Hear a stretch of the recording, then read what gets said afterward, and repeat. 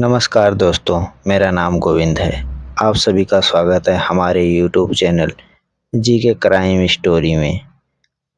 आज की कहानी है 26 साल पहले कत्ल हुआ, सिर आज तक ना मिला। कौन काट ले गया उस लाश का सिर जो ऊंची इमारत से फेंकी गई। 26 साल पहले पूर्व विधायक के फ्लैट में आखिर किसको मारा गया था? क्या लखनऊ के हाई प्रोफाइल इलाके में दी गई थी नरबली? कैसे पकड़ में आए हत्यारे और उस केस का आज तक क्या हुआ?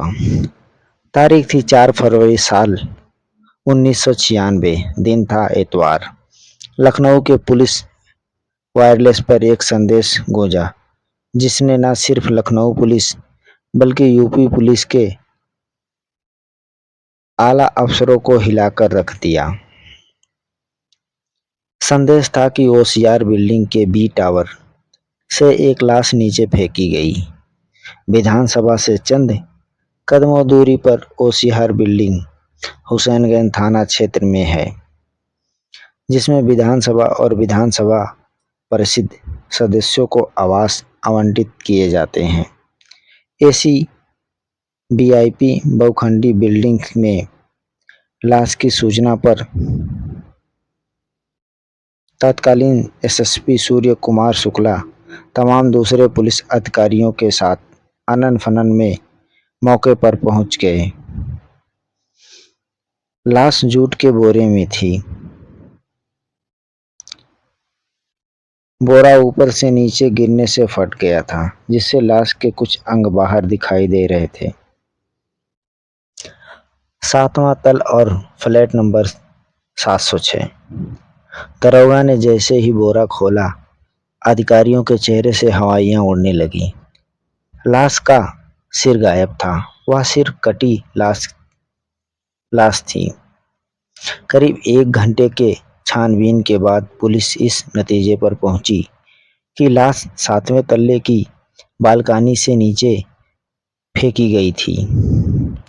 लाश पुरुष की थी, जिसमें पर पैंट और शर्ट थी। पुलिस के उसकी जेब में से रुमाल के सिवा ऐसा साक्ष्य नहीं मिला जिसमें लाश की पहचान हो पाती। पुलिस ने आसपास काफी तलाश की, लेकिन लाश का सिर पुलिस को नहीं मिला। खून के निशानों के सहारे पुलिस इस नतीजे पर पहुंची कि लाश के फ्लैट नंबर 706 से बालकनी तक लाया गया था। फ्लैट के गेट पर सफाई के बाद भी पुलिस को खून के कुछ निशान मिल गया, लेकिन फ्लैट नंबर 706 में ताला लगा था। हुसैनगंज पुलिस ने कागजी कार्रवाई पूरी कर लाश को पोस्टमार्टम के लिए भेज दिया। पूर्व विधायक को आवंटित था फ्लैट नंबर 706। फ्लैट हस्तिनापुर से विधायक रहे गोपाल काली को आवंटित था। उस बार का चुनाव हार चुके थे। रविवार का दिन था और उस समय मोबाइल जैसी सुविधाएं नहीं थी, इसीलिए लखनऊ पुलिस मेरठ के जरिए पूर्व विधायक गोपाल काली से संपर्क साधा। पता चला कि वह तो 1 महीने से मेरठ में ही थे। यह भी बताया कि फ्लैट की 2 चाबियां हैं, एक उनके पास रहती है जबकि दूसरी चाबी फ्लैट की साफ सफाई करने केयरटेकर मनोज शर्मा के पास रहती है। मनोज शर्मा 1 फरवरी को अपने घर पौड़ी उत्तराखंड गया था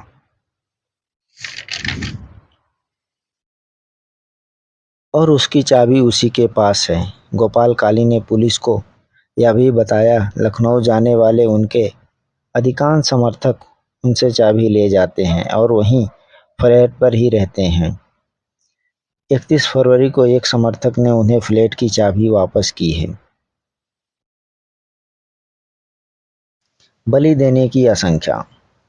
रिटायर्ड आईपीएस राजेश पांडे बताते हैं कि फ्लैट की एक चाबी पौड़ी में और दूसरी पूर्व विधायक के पास होने की जानकारी पुलिस फ्लैट का ताला तोड़कर अंदर घुसी। अंदर कमरे में ठीक से साफ सफाई की गई थी। डबल बेड पर नई चादर चढ़ी थी, लेकिन पुलिस ने जैसे ही चादर हटाई गद्दे पर काफी खून दिखाई दिया। साथ ही पुलिस को सफाई के बाद भी कमरे की फर्श से खून के निशान मिल गए, जिससे इस बात की तस्दीक हुई कि हत्या इसी कमरे में की गई थी। बाथरूम के पास वॉश बेसिन में मिले खून के निशानों ने इस बात की पुष्टि की वहां खून साफ किया गया है। कमरे की तलाशी के दौरान पुलिस को वहां से भारी मात्रा में शराब की खाली बोतलें मिली। उसके साथ ही कुछ और भी आपत्तिजनक सामान पुलिस ने फ्लैट से बरामद किया। संदेह के घेरे में बड़े बड़े लोग। इस बीच पूर्व विधायक गोपाल काली भी लखनऊ आ गए थे। उस समय क्राइम रिपोर्टिंग करने वाले मनीष मिश्रा बताते हैं कि पुलिस ने लाश की पहचान के लिए उन्हें लाश के फोटो और कपड़े भी दिखाए, लेकिन वह पहचान नहीं कर पाए। हाँ, उन्होंने यह जरूर स्वीकार किया कि लाश की जेब में से मिला रुमाल उनका है। इस तरह घटना के 5 दिन बीत गए थे और 5 दिन बाद भी पुलिस की तहकीक वहीं खड़ी थी, जहां से हुई थी। उन्हें छठे दिन यानी 10 फरवरी को लाश की पहचान के रूप में पुलिस को बड़ी सफलता मिली। लाश की शिनाख्त सरकारी कर्मचारी मदन पाल के रूप में हुई। गोपाल काली ने बताया कि मदन पाल सचिवालय में नौकरी करता है, साथ ही उनके क्षेत्र से जुड़े काम भी वही करता है। जब वह लखनऊ में नहीं होते थे तो भी वह काम के लिए अपने समर्थक को मदन पाल के पास पत्र लिखकर भेज देते थे। फ्लैट पूर्व विधायक के हो चुके गोपाल काली के नाम आवंटित था। गोपाल काली पहले ही दिन से शक के दायरे में थे। उन पर शक और गहरा हो गया था जब लाश की जेब में रुमाल को उन्होंने अपना बताया। गोपाल काली अभी भी जीवित हैं। उन्हें हमसे बातचीत में बताया कि समाचार पत्रों के साथ पुलिस की एक शक सुई लगातार उन पर और एक विधायक मित्र जो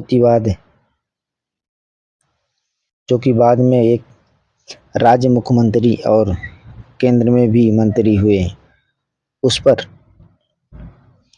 थी। रोज अखबारों में उन दोनों को लेकर खबरें छपी रही थी। आखिरकार उन लोगों ने तत्कालीन एसएसपी सूर्य कुमार शुक्ला से मुलाकात की और मामले में तेजी से जांच करने का अनुरोध किया।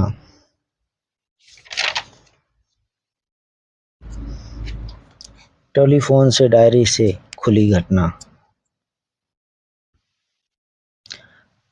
हत्या को कोई सुराग नहीं मिल रहा था और न ही लाश का सीट। ऊपर से लगातार पुलिस का दबाव बढ़ रहा था। उसी बीच पुलिस को उस फ्लैट से एक टेलीफोन डायरी मिली जिससे 100 से ऊपर नंबर थे। पुलिस ने सभी नंबरों पर फोन करना शुरू कर दिया। इसी बीच डायरी में पुलिस को एक नंबर मिला जो मावना मेरठ निवासी अशोक शर्मा उर्फ अशोक पंडित का था। पुलिस को आसपास के लोगों से यह भी जानकारी मिली कि अशोक घटना के दिन ओसियार बिल्डिंग में देखा गया था। इस जानकारी ने पुलिस की तफ्तीश को दिशा दे दी। पुलिस भी एक टीम मावना पहुंची और अशोक पंडित के पूछताछ शुरू कर दी। पहले तो उसने पुलिस को खूब भरमाया, लेकिन सख्ती करने पर टूट गया और स्वीकार किया कि उसी ने अपने साथी के साथ मदन पाल की हत्या की है। रिटायर आईपीएस राजेश पांडे को मुताबिक पुलिस अशोक पंडित को लखनऊ लाई। पूछताछ के दौरान उसने बताया कि वह 2 फरवरी को एक तबादले के सिलसिले में अपने दोस्त नौशाद के साथ लखनऊ आया था। मनोज शर्मा फ्लैट पर नहीं था, तो उसने मदन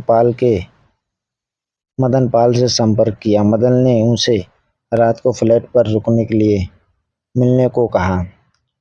चाबी ना होने पर मदन ने कहा कि उसने चाबी बनवा रखी है। रात में तीनों ने फ्लैट पर खूब शराब पी। इसी दौरान अशोक शर्मा ने मदन पाल को दलाल कह दिया, जिस पर मदन ने उसे थप्पड़ मार दिया।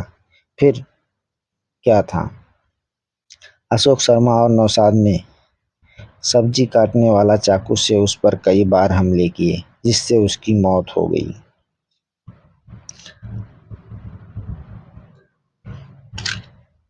नहीं मिला आज तक सिर। हुसैनगंज बाजार से उन दोनों ने बड़ा चाकू और बोरा खरीदा। फ्लैट पर आकर मदन पाल का सिर धड़ से अलग किया और उसका धड़ बोरे में बांध दिया। सिर और चाकू बेड की चादर में बांधा और रात होने का इंतजार करने लगे। रात में वह बोरा खींचकर बालकनी तक ले गए और उसे नीचे फेंक दिया। उसके साथ ही सिर और चाकू लिपटा चादर लेकर वहां फ्लैट बंद करके निकल गए। नौशाद कैसरबाग बस अड्डे से मेरठ चला गया और ओसीआर बिल्डिंग से पैदल चारबाग पहुंचा। रास्ते में चादर में बंधा सिर और चाकू उसने हैदर के नाल में फेंक दिया। पुलिस ने हैदर नाल में सिर को काफी तलाशा। पुलिस को सिर नहीं मिला। हाँ, चाकू जरूर मिल गया। पुलिस ने नौशाद को भी गिरफ्तार कर लिया और दोनों को हत्या के आरोप में जेल भेज दिया। मामला अभी तक अदालत में है, लेकिन मदन पाल का सिर पुलिस आज तक नहीं बरामद कर पाई।